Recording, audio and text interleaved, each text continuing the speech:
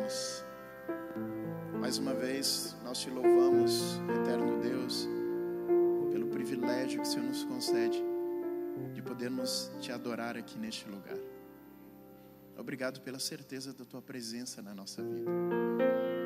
Obrigado pelo poder do Espírito Santo que nos alcança a cada um de nós. Senhor, nós queremos verdadeiramente te servir, nós queremos verdadeiramente te amar de todo o nosso coração. Nós queremos te seguir e muito em breve ver Jesus nas nuvens dos céus. Pai, que o Senhor possa operar uma grande obra na nossa vida. Que aquilo que precisa ser mudado, aquilo que precisa ser deixado de lado, que o Senhor possa cortar e trabalhar na nossa vida, para que nós possamos assim estar mais próximos de Ti. Abençoa cada um que se encontra aqui nesta manhã, que ao abrirmos a Tua palavra, ela possa nos alcançar a cada um de nós. Nós oramos em nome de Jesus. Amém. Muito obrigado pela sua presença aqui nesta manhã. Seja muito bem-vindo à nossa comunidade. Esse é o lugar onde a Igreja de Deus se reúne a cada final de semana, principalmente a cada sábado, para que nós possamos adorar ao Senhor. Você é muito bem-vindo. Se existe alguém que nos visita nesta manhã, saiba que você é muito bem-vindo a essa comunidade. Uma alegria poder recebê-lo aqui. Que Deus continue abençoando grandemente a sua vida. Sejam muito bem-vindos também aqueles que durante algum tempo estiveram de férias. Pela graça de Deus, estão retornando. E aí a gente vai recebendo a nossa turma aqui, a nossa comunidade para mais um semestre. Eu acredito que esse semestre será um semestre muito especial, mas é para ser um semestre também para que a gente possa verdadeiramente permitir que Deus possa guiar os nossos passos. Então sejam muito bem-vindos aqueles que ainda estavam de férias, que estão chegando. Eu espero que as suas férias tenham sido muito boas. As minhas foram muito boas. Eu tive a oportunidade de estar com a minha família. Eu pude encontrar alguns membros da minha família que há muito tempo eu não via. Eu estive com minha mãe, estive com meu pai. Eu nasci num país de diáspora, então nosso contexto familiar é sempre de pessoas espalhadas no mundo, e às vezes a gente não está tendo sempre muito contato, né? E nos últimos praticamente 15 anos da minha vida, os últimos 15 anos ou um pouco mais da minha vida, eu acho que eu tive contato, por exemplo, com minha mãe. Se eu juntar todos os contatos que a gente teve, acho que deve dar em torno de 2 meses, juntar os dias assim, né? Contando que agora eu passei 1 mês com ela, né? Então, então os outros... Então, meu pai, só para você ter uma noção, eu reencontrei meu irmão mais velho, depois de pouco mais de 20 anos. E outros irmãos também, por parte de pai. Eu descobri que eu tenho muitos parentes. Eu sabia que eu tinha muitos, né? Eu não sabia que eu tinha tantos. Não deu conta, não deu para me encontrar com todos. Aí ficou uma metade aí, mas minha esposa percebeu que a minha família é bem grande, tanto por parte de mãe quanto por parte de pai. Então a gente tinha um fluxo enorme de visitas, de pessoas para encontrar, conhecer. 1 mês não dava para a gente encontrar. Mas as nossas férias foram muito boas, de poder estar com a nossa família. Mas é sempre bom também voltar. Eu sabia que minha esposa é uma brasileira assim, com o coração no Brasil, sabe? Tem a alma do Brasil e defende o Brasil com unhas e dentes, né? Mas depois dessa viagem, assim, ela, quando começou a dar um pouquinho assim, ela, não, quero voltar para o Brasil, eu quero comer comida do Brasil. E ela já não estava aguentando mais. Meu Deus, eu nem comer comida do Brasil, não aguento mais. Ela chegou aqui e falou, vamos. E lá em casa a gente tinha feito combinado, a gente não estava comprando carne vermelha, a gente consome outro tipo de carne. Mas ela chegou, primeiro dia, nós vamos hoje no mercado e nós vamos comprar um bife, porque eu tenho que comer arroz, feijão e bife. Mas é assim mesmo. É sempre bom voltar para casa. É sempre bom. Nossa casa está onde está os nossos queridos, os nossos amados e o nosso coração. Eu sei que você vai para as férias e você está ansioso para ir para as férias. Mas eu sei que em alguns momentos nas suas férias também eu senti tanta vontade de voltar de novo para que o semestre comece, para começar as atividades. Talvez das provas, dos trabalhos, alguns assim, você não sente tanta saudade, né? São momentos de mais desafios, né? Mas estar juntos, as amizades, as festas, os programas, nós queremos estar sempre participando, né? E começou o semestre, então esse final de semana, um final de semana muito especial, nós teremos o nosso final de semana de boas-vindas, então o semestre vai ser um semestre muito especial. E o próximo final de semana, eu gostaria de convidar você, Casimiro, pode colocar para mim a projeção da semana de oração. Nós estaremos iniciando a nossa semana de oração na sexta-feira, então com o tema O Livro que Mudou o Mundo, ok? A nossa semana ela vai falar um pouquinho sobre a Bíblia e ela vai trazer discussões de vários temas, vários assuntos de como a Bíblia influenciou e impactou o mundo. E vai ser uma semana muito especial. Quem está vindo aqui é o pastor Diego de Barros, ele é o líder de jovens da União Nordeste, ele vai estar conosco. Então, a partir de sexta-feira, nós estaremos iniciando a nossa semana de oração. A semana de oração ela é muito especial, porque é uma semana onde nós estudamos mais a palavra de Deus, é uma semana de nós nos encontrarmos mais enquanto comunidade para que a gente possa adorar Deus. Mas a semana de oração é sempre um convite de que não apenas uma semana de oração, mas uma vida de oração. E eu quero desafiar você a se preparar para essa semana, que ela é uma semana espiritual e talvez a semana mais espiritual do nosso campus. Para que você comece num processo, comece a orar, ore por essa semana, para que ela possa ser uma semana muito especial, para que Deus possa nos alcançar aqui, mas que você possa se preparar para esse momento espiritual, para essa celebração espiritual. Então, sexta-feira, nós iniciamos aqui, a semana de oração é para todos, para toda a nossa comunidade, para toda a nossa comunidade externa, interna. Então, a partir das 20 horas, nós estaremos iniciando aqui com a semana sobre o livro que mudou o mundo. Essa vai ser uma semana muito especial. Você é nosso convidado, tá bom? Na sequência da semana, nós teremos também um final de semana muito especial que eu gostaria de reforçar e convidar você, porque todos nós fazemos parte de uma família. Nós vamos ter um final de semana especial de família na sequência.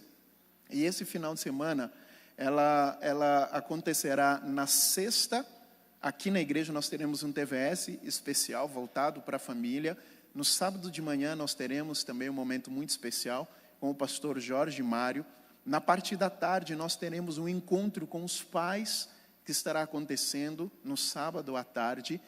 E no domingo de manhã, nós teremos um encontro de casais. Então, vai ser um final de semana muito especial. Nós teremos um momento para filhos, um momento para pais, um momento para falar sobre família, um momento como casal. Então, esse final de semana vai ser um final muito especial. Então, você possa se planejar nesse sentido de participar desses momentos, ok? Então você também é nosso convidado para vivenciar esses momentos, tá bom? Pode colocar para mim, por gentileza, a nossa apresentação. Essa semana foi uma semana de Olimpíadas, né?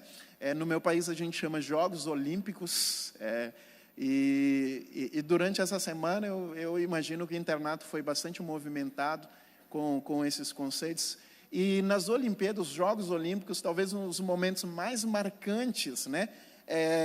Para mim, pelo menos, é o momento da abertura, né? Então, a cerimônia de abertura, né? Normalmente, esses momentos, eles são momentos muito especiais, eles geram muita emoção. Claro que o momento também do encerramento, mas, para mim, a abertura são sempre momentos muito especiais, né? Eu achei interessante, eles têm momentos muito marcantes, momentos muito especiais, assim. Nós tivemos a nossa abertura dos Jogos Olímpicos aqui, do nosso campus, né, no sábado, e foi muito legal, né? Por exemplo, eu pude filmar alguns momentos, assim, que foram momentos muito marcantes. Eu acho que um dos momentos que foi muito legal foi pode deixar o áudio do computador também, foi a entrada, por exemplo, da galera eu acho que é a turma do terceirão, né? Acho que foi muito especial. Eu estava lá em cima, consegui filmar um pouquinho, né?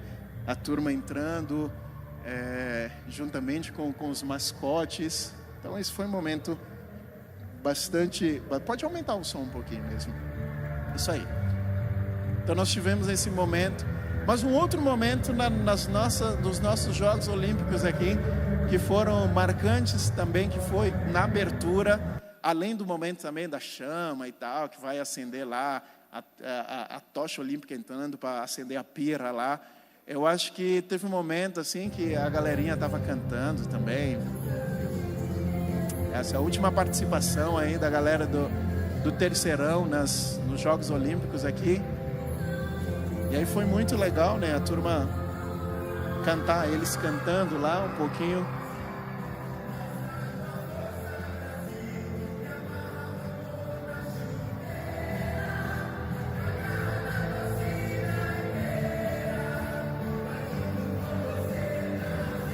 Mas eu gostei desse momento aí, né? Principalmente minha filha entrando com a Carla, entendeu? Mas tava lá também, né?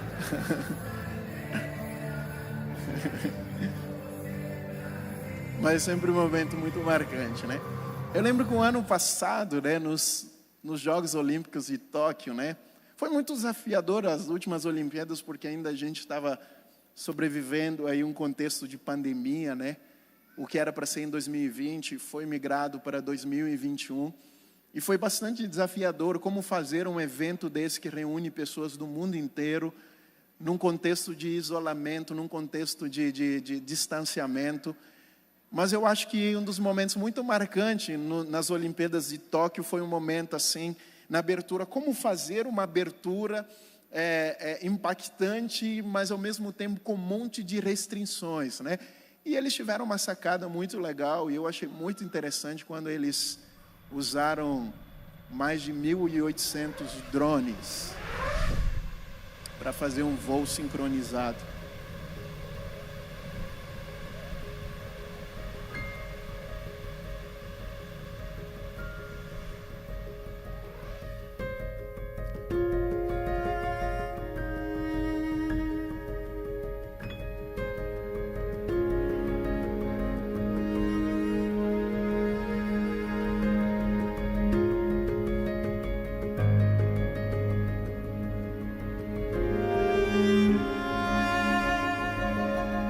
Não sei se você assistiu, mas eu fiquei... Aquilo me impactou, né? Mas eu fiquei pensando assim... Essa imagem, principalmente o momento que eles projetaram lá, eles conseguiram com o drone projetar o planeta Terra. Falei, uau, que impressionante, né? 1.800 drones eles conseguiram fazer aquilo. Abrindo um parênteses, eu fiquei pensando, eu até, na época eu pensei, tuitei sobre isso. Eu falei, se para fazer tudo isso, tinha a imagem lá do planeta Terra, com 1.800 drones, eles conseguiram fazer isso. Foi necessário inteligência e planejamento. Imagina um planeta Terra de verdade. Sabe? Tem gente por aí que fala assim, tudo isso aqui foi feito ao acaso. Tudo isso aqui surgiu ao acaso. Mas olha... Se eles conseguiram, se eles fizeram aquilo e não fizeram ao acaso, foi necessário muito, e eles tiveram que ter muitos projetos, tá certo? Muito planejamento, foi necessário muita inteligência para fazer aquilo. Imagina um planeta de verdade. Mas para mim, uma das aberturas dos Jogos Olímpicos mais marcantes de todos foi desse aqui, ó. Jogos Olímpicos de Pequim. 2008, na China. A China mostrou para o mundo o que era ser a China. Eles literalmente deram um show de abertura. O mundo nunca tinha visto algo tão impressionante como a abertura que a China havia feito. E depois ninguém ainda conseguiu fazer algo tão impactante.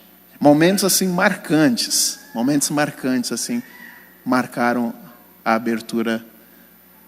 Momentos como o momento que é acendido, que se acende lá, a pira olímpica. Mas talvez o momento mais marcante nesses jogos foi o momento em que parou o mundo inteiro, bilhões de pessoas, para assistir essa menina que entrou cantando com uma voz angelical. Eu não sei quem assistiu, mas aquilo ali foi impressionante. Parou, o mundo parou para ouvir essa menina cantando. Até poucos dias depois, a China foi desmascarada. De fato, a menina entrou, e era uma menina muito linda.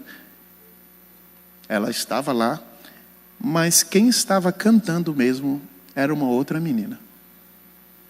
Praticamente da mesma idade, 7 aninhos. Mas a China considerou que ela não era tão bonita assim para entrar. Então, uma entrou cantando, mas quem estava cantando é essa menina que você está vendo na foto. Às vezes o mundo é cruel. Esse é o mundo que nós vivemos. Esse é o mundo que nós vivemos. Mundo cruel. As pessoas estão muito mais interessadas em outras coisas, com as lidas aqui deste mundo, do que verdadeiramente com as pessoas.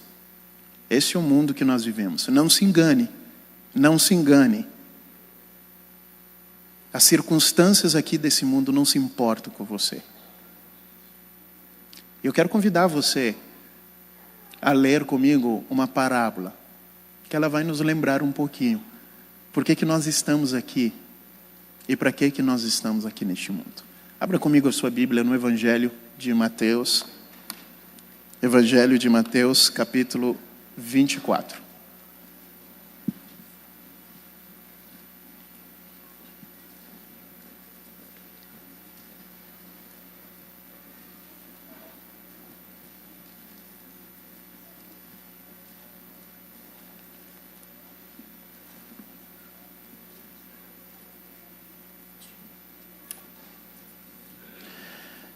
Quando acharam, diga salve.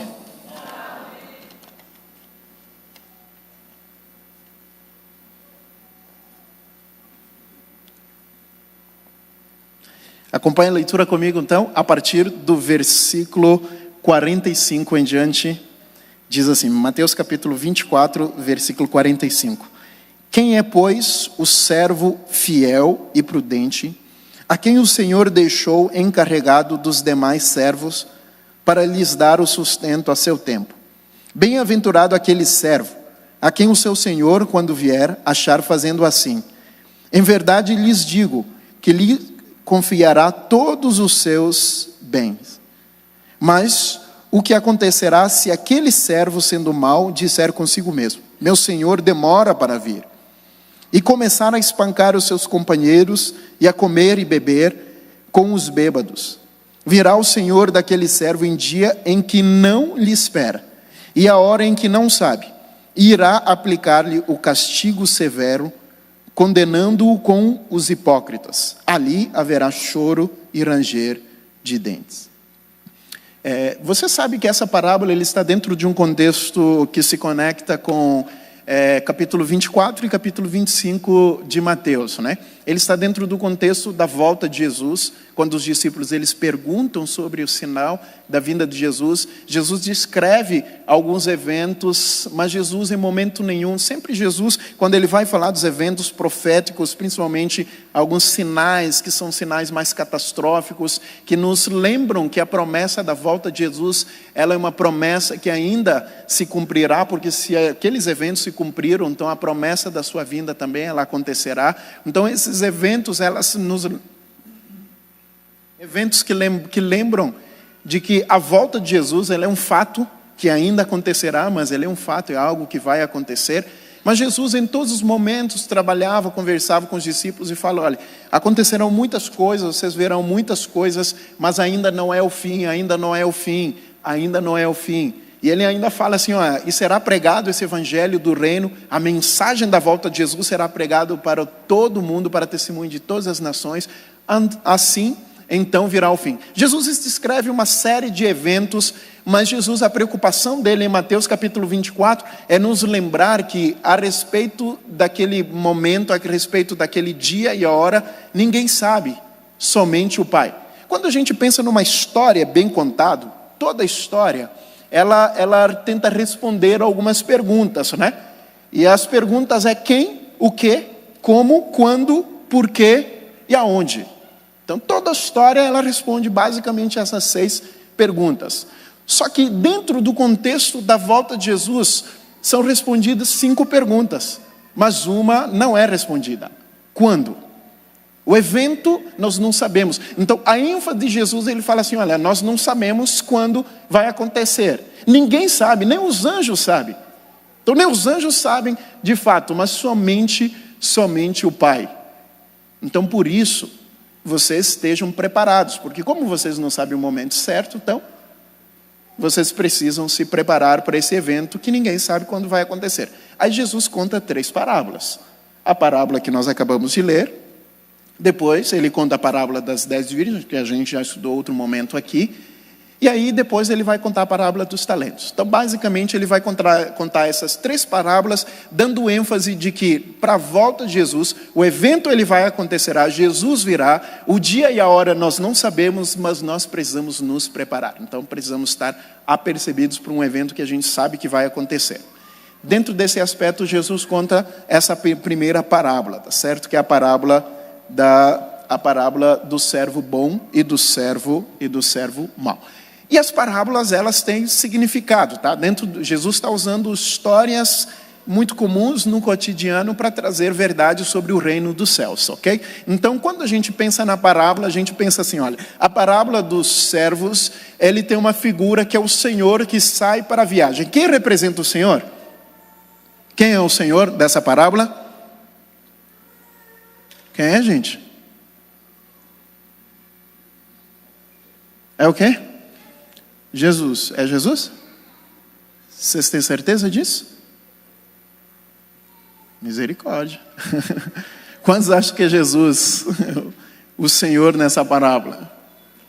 Bom, se você não sabia, então, o Senhor dessa parábola é representado por Jesus, tá certo? É aquele que vai, mas ele promete que ele vai voltar, tá bom? Então, o Senhor na parábola, quem é?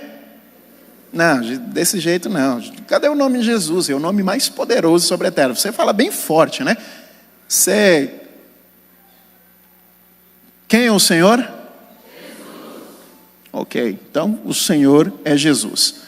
E os servos representam quem na parábola? Representam a igreja, ok? Então representa cada um de nós. E a casa que o Senhor deixou para eles cuidarem, a casa juntamente com todas as outras pessoas, representa o quê? Oi? Representa, tem até uma mensagem subliminar aí, representa o planeta, ok? Então a lógica é mais ou menos assim, Jesus, ele foi, mas ele deixou a igreja para cuidar do planeta, alimentar com a palavra de Deus e cuidar do mundo. Ok? Então, a casa representa o mundo em que nós estamos inseridos. A missão que nós temos de compartilhar a mensagem, alimentar o mundo com Jesus, com a palavra de Deus. Então, dentro desse contexto, nós temos o cenário da parábola. Agora, a pergunta que nós precisamos responder, e essa é a pergunta que nós precisamos responder, é que quando nós olhamos para a parábola dos servos, os servos eles representam a igreja, e aí na parábola você tem um servo bom e um servo mau, mas a ideia é que o Senhor deixou eles agora cuidando da casa, e aí eles representavam agora o Senhor, eles representavam o interesse do Senhor. Então dentro desse contexto, Jesus ele deixa agora cada um de nós, a igreja, cuidando do mundo, tá certo? E nós precisamos ser representantes de Cristo aqui na terra. É por isso, lá no livro de Coríntios capítulo 5, 2 Coríntios capítulo 5, Paulo vai nos falar que nós somos embaixadores de Cristo aqui neste mundo. Eu não sei se quantos aqui já entraram numa embaixada. Ok? Pouca gente entrou numa embaixada, mas a lógica de uma embaixada é mais ou menos o seguinte: se você sair daqui, Por exemplo, eu lembro a primeira vez que eu tenho lembrança, eu já tinha entrado antes, mas que eu tenho lembrança, que eu entrei numa embaixada, foi na Embaixada do Brasil, na minha cidade, na cidade da Praia. E aí eu lembrei, quando eu cheguei lá, aí quando eu entrei dentro da embaixada, a primeira vez, o sentimento parece que eu estava no Brasil. Porque assim, eu entrei lá, todo mundo falava com sotaque brasileiro, né? Então, basicamente, todo mundo brasileiro lá. Segundo aspecto, as notícias que tinham lá, impressos e tal, a televisão, o canal que estava lá na recepção, tudo do Brasil. Aí você pega os documentos, tudo do Brasil, bandeira do Brasil, e todo mundo, tudo do Brasil. E aí parece que você saiu. Então, a impressão que eu tive é que eu estava na minha cidade, mas dentro daquele prédio eu estava no Brasil. E essa é a lógica da embaixada. É que é um território que representa outro território num lugar diferente. Então, quando a Bíblia diz que nós somos embaixadores, ele está significando que assim, eu estou aqui, mas eu estou representando uma outra nação. Eu estou aqui neste mundo, mas eu estou sendo embaixador de um outro reino. Eu estou evidenciando, eu estou representando outro reino. Então, todo o contato que as pessoas têm comigo, elas devem representar ao reino que eu estou representando. Mais ou menos alguma coisa nessa lógica. E aí a gente pergunta agora, dentro a pergunta dessa parábola é como que nós estamos representando e servindo o Senhor enquanto Ele está fora. Essa é a pergunta. Como eu e você agora, sendo servos, nós estamos representando e servindo a Jesus enquanto Ele está fora. Como é que nós estamos representando a Cristo hoje? Nós estamos sendo embaixadores verdadeiramente do reino celestial? Essa é a pergunta. Você sabe que na parábola existe uma diferença entre os dois servos. Existe o primeiro servo, que é considerado o servo fiel e prudente. E aí a Bíblia diz que eles tinham algumas diferenças. E pelo menos eu entendo, estudando essa parábola, que o servo fiel, ele entendeu algumas coisas. Ele entendeu algumas coisas que nós precisamos compreender também. Primeiro, ele entendeu o seu lugar. Ser um servo fiel, enquanto você aguarda a volta de Jesus, enquanto você é representante de Cristo aqui neste mundo, é você entender o seu lugar de servo. É você entender que você é servo. É você entender que Jesus é o Senhor, Jesus é o Mestre, Jesus é o Rei. Ontem nós estudamos aqui um pouquinho, o pastor Cédric compartilhou um pouquinho a mensagem sobre a importância de você respeitar e honrar a Deus. Você reconhecer quem é Deus na sua vida.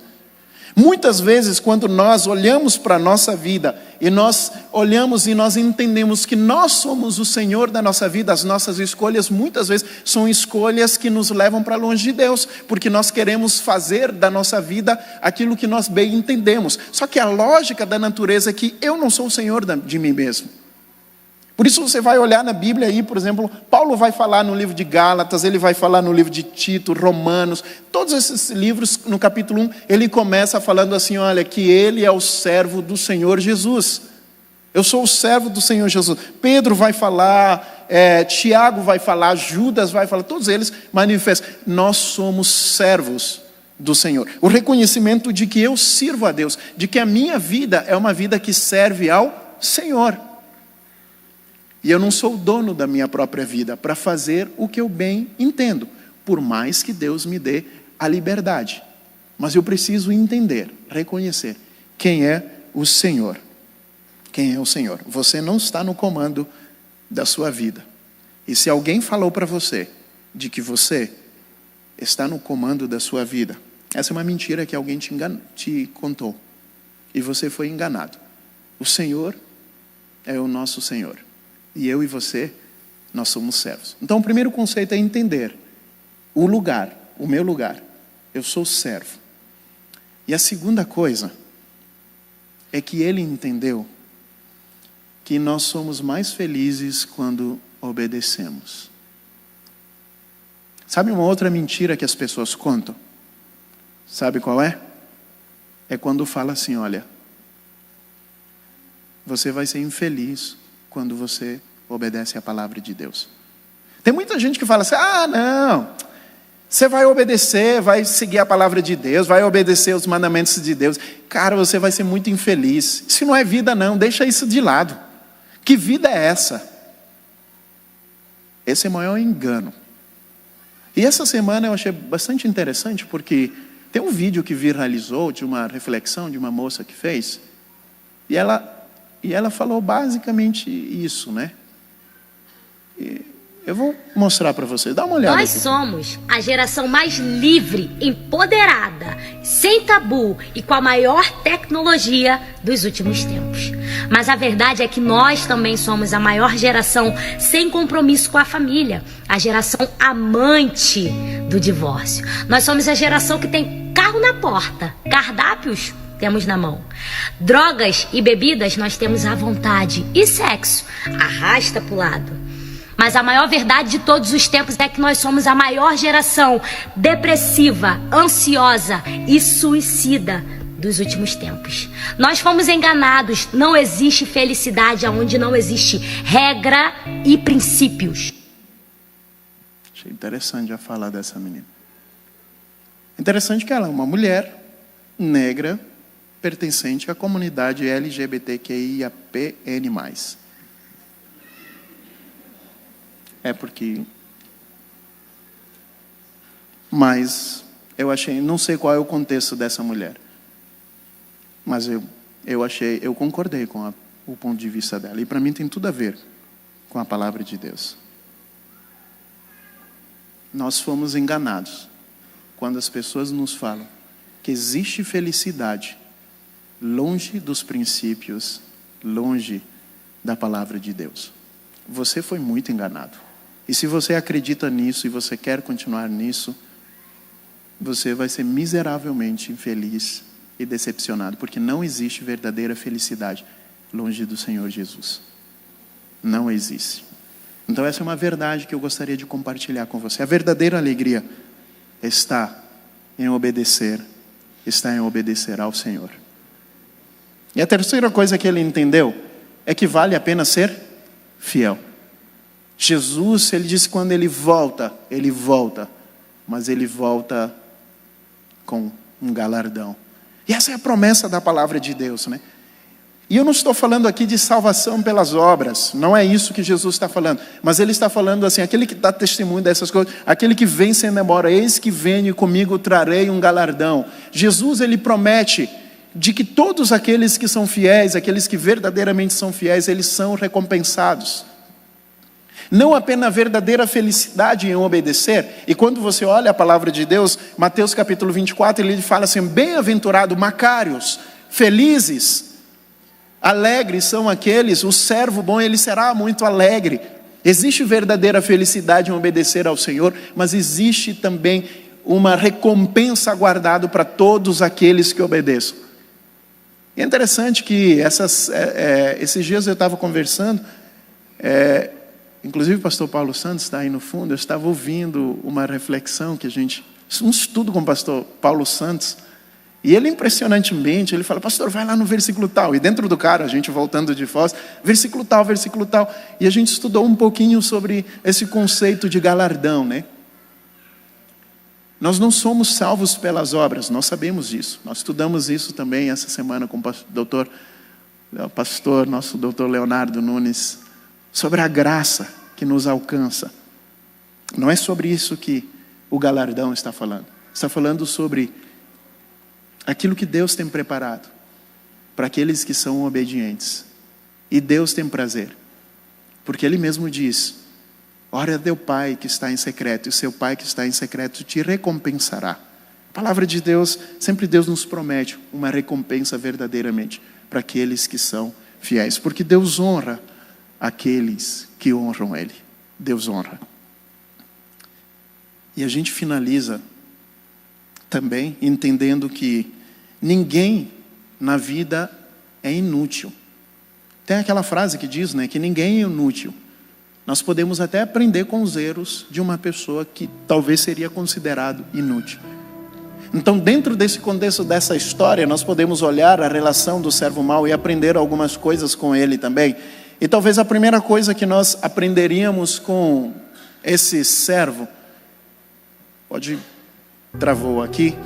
A primeira coisa que nós entendemos é que ao ler essa história, esse servo ele perdeu de vista o seu senhor. Ele perdeu de vista. E ele começou a falar, e na perspectiva dele assim, ele falou: meu, Jesus está demorando. Perdeu de vista Jesus. Ele está demorando. E às vezes as pessoas usam essa expressão: mas Jesus está demorando, há muito tempo Jesus ainda não voltou. Mas olha, como é que Jesus está demorando se ele não marcou a data para você? Nós entendemos que alguém está atrasado se ele marcou um compromisso com a gente e falou: tal horário ele vai chegar. E aí, se a gente chega, a pessoa não chegou, beleza, ele atrasou. Mas Jesus, em momento nenhum, falou para a gente assim: olha, vai ser em tal dia. O dia existe, o dia está marcado, mas ele não marcou, e nós não sabemos, não marcou conosco. Então, na cabeça daquele servo assim, o Senhor está demorando. Então ele perdeu de vista. Ele esqueceu: não, mas Jesus vai demorar mesmo, então vou aproveitar as coisas dessa vida. Vou aproveitar as coisas dessa vida. E aí, ele perdeu de vista o Senhor. Tem um texto que diz lá no segundo livro de Pedro, me permitam ler, ele está dentro desse contexto também, 2 Pedro, capítulo 2. Pode abrir, a gente vai ficar por lá. 2 Pedro, capítulo 3.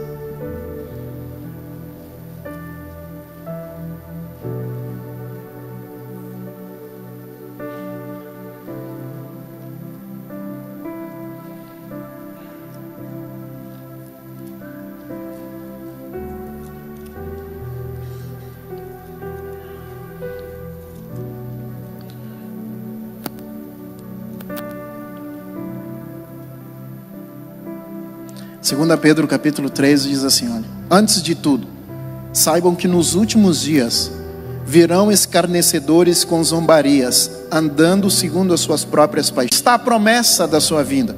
Onde está Jesus? Cadê a promessa de que Jesus vai voltar? Muitos zombarão. E ainda o texto continua dizendo: porque desde que os nossos pais morreram, todas as coisas permanecem desde o princípio da criação. A Bíblia diz que muitas pessoas perderão de vista o Senhor. E muitos aparecerão falando: onde está o Senhor? Ele estava demorando. Desde que os nossos pais morreram, tudo continua a mesma coisa. Cadê a promessa da volta de Jesus? Cadê Jesus? E a Bíblia diz que eles escarnecerão segundo as suas próprias paixões. Eles perderam de vista o Salvador e eles decidiram viver as suas vidas de acordo com suas paixões. Quantas pessoas têm perdido de vista a lembrança de que Jesus, ele vai voltar. A promessa, ela vai se cumprir. A palavra de Deus diz: as minhas palavras, o céu e a terra passarão, mas as minhas palavras, elas não passarão. A promessa, ela vai acontecer. Mas virão muitos que perderam o Senhor de vista. E eles vão falar: Senhor, Jesus está demorando.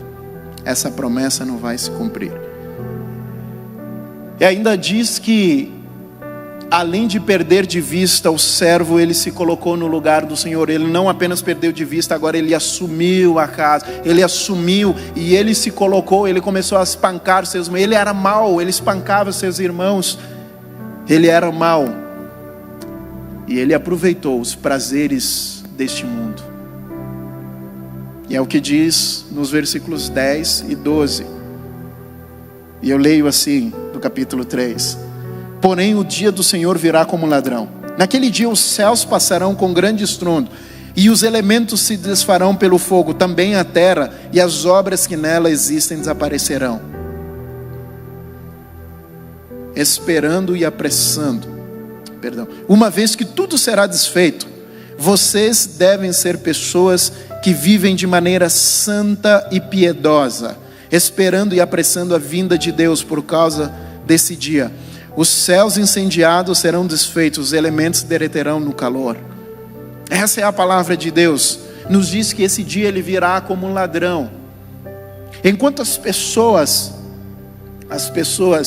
estarão escarnecendo, a palavra de Deus diz que muitas coisas acontecerão. Os eventos acontecerão, eventos catastróficos, mas o dia do Senhor ele virá como ladrão. Nós não sabemos o momento certo, mas a palavra de Deus nos diz como nós deveremos nos portar, como nós deveremos nos portar. E ele diz assim, olha, que eu e você, nós devemos viver de maneira santa e piedosa. O que acontecerá com algumas pessoas? Aqueles que viverão de maneira santa e piedosa verão o Senhor Jesus. Não aqueles que se colocaram no lugar do Senhor, tomaram a casa e decidiram agora viver os prazeres deste mundo. Mas aqueles que decidiram voltar os seus olhos para o Senhor e entender que Jesus é melhor do que todas as coisas aqui deste mundo. Tem um poema escrito por Rhea Miller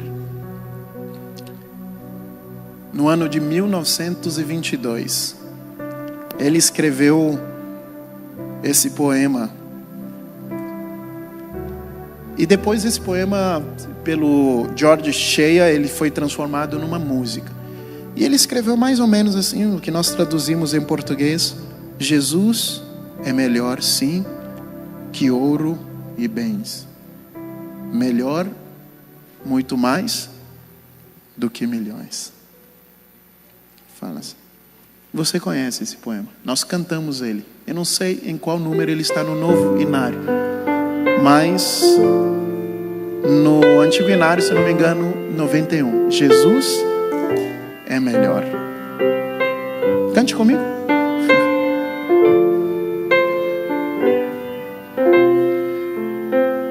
Vamos cantar juntos?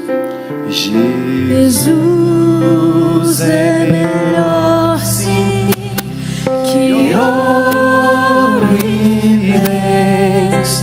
Jesus é melhor do que tudo que tens, melhor que riquezas e posições, melhor, muito mais do que milhões.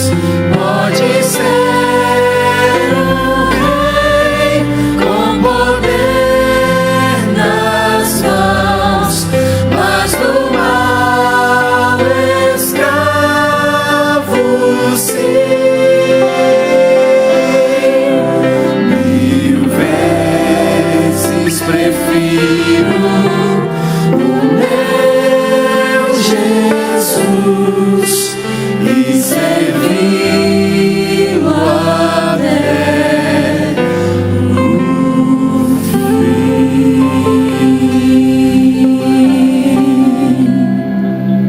Amém. É interessante. Vocês podem permanecer que nós vamos finalizar com uma música. Mas antes de eu finalizar, é interessante que Rhea Miller, quando ele nasceu, o seu pai vivia no mundo das drogas e das bebidas. Até que um dia o pai, não aguentando mais aquela situação, ele clamou a Deus, ele pediu para que Deus agisse na sua vida e o libertasse. E Deus o libertou. E ele falou para o filho: Jesus é melhor do que todas as outras coisas. Esse é o convite. A Bíblia diz: não ameis o mundo, nem o que nele. Jesus sempre será melhor. Jesus sempre será melhor. E a última coisa que nós aprendemos do servo mau é que a Bíblia diz que ele não estava esperando o Senhor, e o Senhor chegou exatamente no momento que ele não estava esperando. Você está preparado? Você está esperando o Senhor? Você está preparado? Me permitam finalizar, contar essa experiência. Eu vou pedir que o pessoal pode colocar de novo a projeção. Eu queria que você olhasse. Essa história aconteceu mais ou menos no ano 1914, 5 de dezembro, quando Sir Ernest Shackleton partiu com os seus 28 homens, 69 cães de trenó, 2 porcos e um gato. E eles fizeram uma expedição num navio chamado Endurance, em direção ao Polo Sul. E essa expedição, que era para ser uma grande expedição, ela se tornou um grande desafio na vida deles. E durante 22 meses, aqueles homens ficaram presos no gelo, e num inverno interminável, e num quebra-cabeça complexo. Durante quase 2 anos, aqueles homens ficaram presos. Chegou um momento onde o navio, esse navio Endurance, você tem fotos da embarcação dele depois que afundou. Ele ficou preso na neve, e as pessoas agora, e eles tentavam de todas as formas quebrar o gelo para tentar encontrar mar aberto, mas eles não conseguiam. Tentaram criar todas as estratégias, mas infelizmente o barco ficou preso e eles não tinham mais o que fazer. Até que a embarcação começou a fazer muito barulho. Eles sentiram que a embarcação não ia aguentar. Eles tiveram que sair da embarcação, e aí eles foram agora para a neve. Algumas vezes, alguns momentos, eles tentavam se divertir jogando na neve, jogando algumas coisas, fazendo algumas brincadeiras para tentar passar aquela situação, na espera de que talvez eles consigam sair daquele lugar, o gelo derretesse para eles pegarem mar aberto e tentar um resgate. E durante muitos dias, aqueles homens, enquanto eles estavam lá, eles montaram um acampamento a 500 metros onde Endurance estava preso. Só que o barco, aos poucos, o casco ele foi se quebrando, até que aquele barco afundou.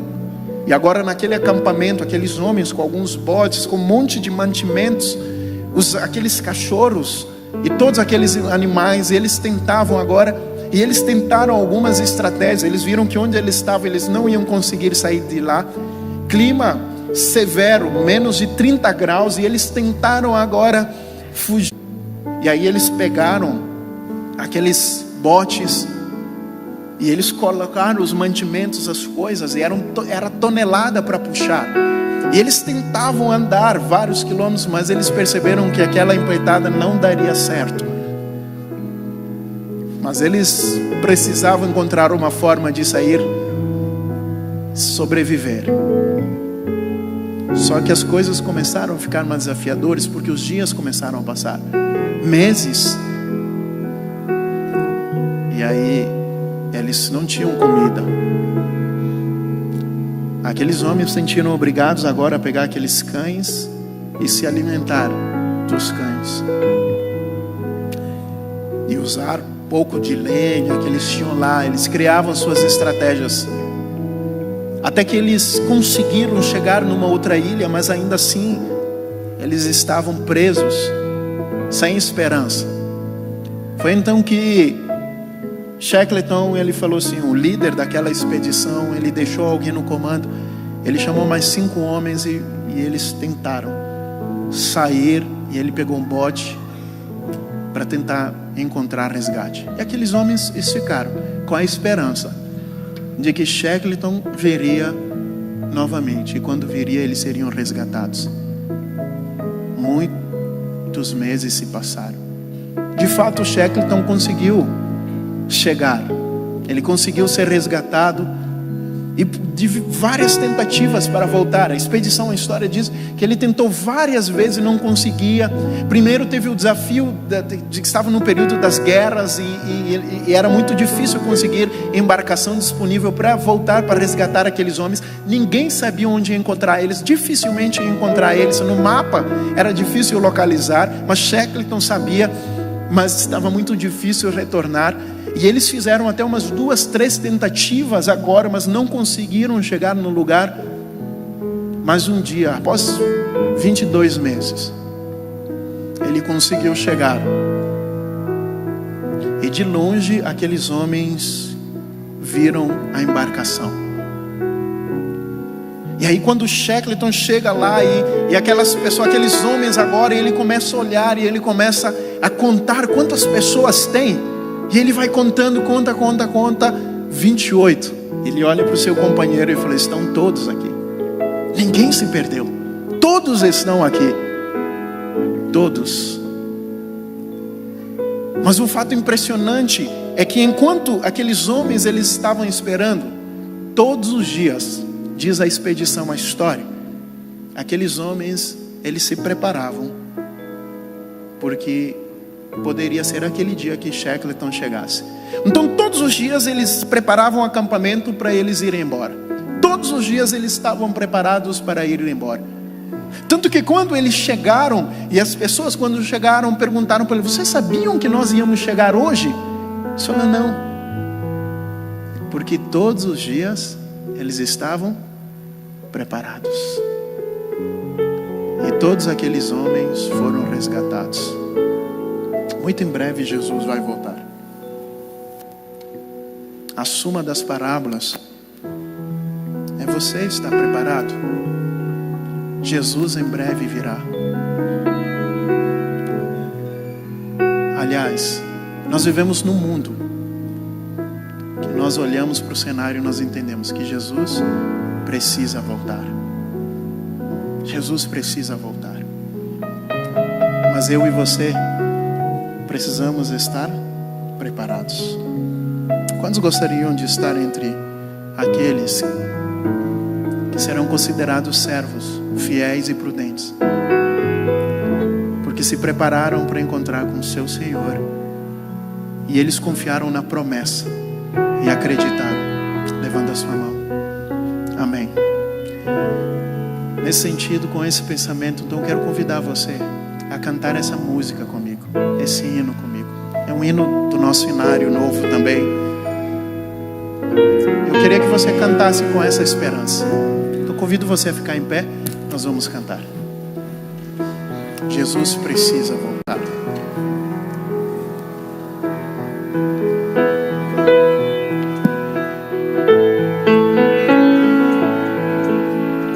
No coração do homem existe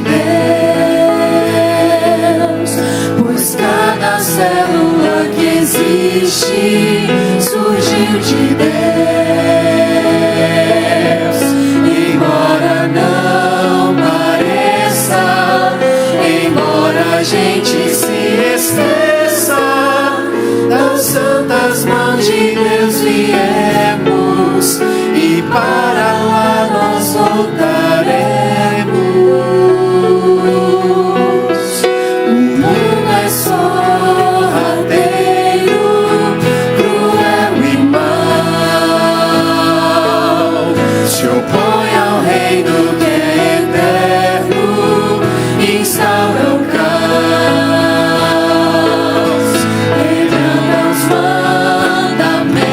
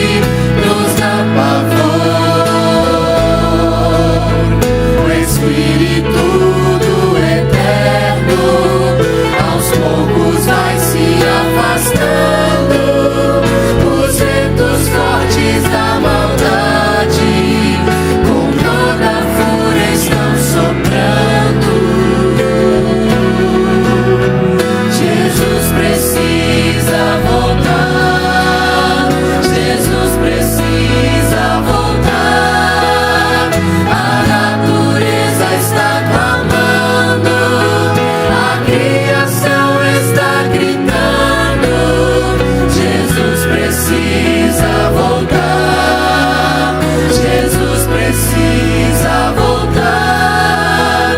Queremos ver os anjos, trombetas ressoando. Queremos ver Jesus nas nuvens do céu. Queremos ver Jesus quando Ele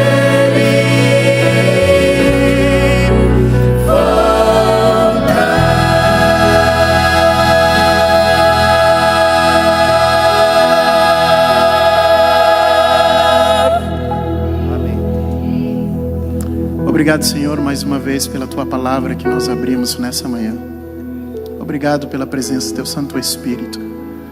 Que Teu Santo Espírito possa nos conduzir cada vez mais à Tua palavra. Que o Teu Santo Espírito possa nos levar a cada dia nos prepararmos para muito em breve encontrar com o nosso Salvador. Que possamos estar entre os servos fiéis e prudentes que aguardaram e se prepararam para encontrar com o seu Senhor. Fica conosco, nós finalizamos essa prece e ela vai carimbada em nome de Jesus. Amém. Um feliz sábado a todos.